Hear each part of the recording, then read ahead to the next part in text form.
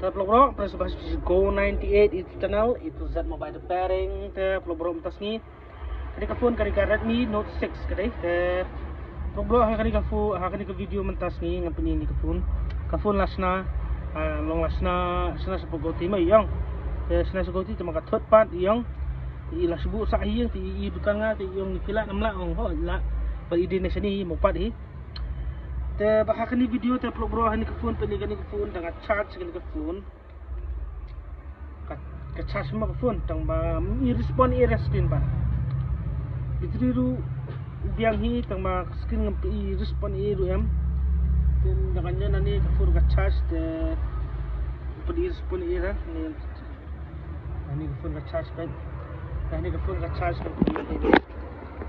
itu phone ka charge ndai number 1 to number 1 to number 1 ka phone ka charge tang ba hangni pan respond i ru em te hap jona ni ru hi te bas ka ru ni ni fingerprints ula kedia te ni fingerprints mlang la hi mo ban sna ban jampol tang nganum jampol om sna nomor balik kan sa thot biang la sai singi pat jampol ini tai masuk yang bat mai ni reflex bat mai masuk yang bat mai gitu mut ngeprin salong ay kam maka di video ru te ini karakter screen karakter LCD karakter anong hani point ini point itu mapni hani point itu point ni si point ni kudia ini si point kudia te bat hani ke video te kuno pelok bangan fix problem jangan di phone bagi customer yang kuat ra bangan long ka phone bahkan spang kan thut ngakwa long perfect ka phone ban long bayus kuntu hi yang ngakha sa te godi tang ba te gile no tu thauru te skobi il tha long kahap ka phone te ba ka panel la apa jong te fa ini screw ka duna te ha kani video dengan pendai ke jinong kam ka phone baduni u karakter bang asnami karakter mai bang pendai bang pelong hi ka phone na pesan bah te to bro tang nabang ni tang ai ka ngan ai kham net bang lau ban hi ka phone bat sinai mah atau bro dengan air khamset mah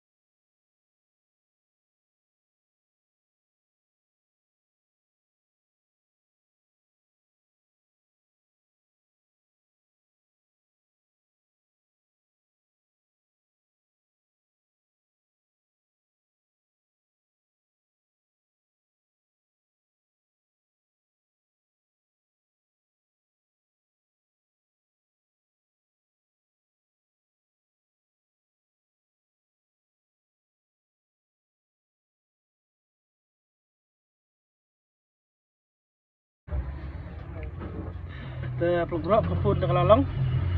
te charge lalong mana du bateri dengan tau te charge lalong mentah te phone lalong te pelgrok kuno teriakan jonga ka biang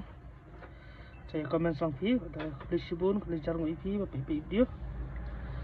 please saya like subscribe lagi ya YouTube channel jonga mah te pelgrok please subun please jarang biasa isi ni pi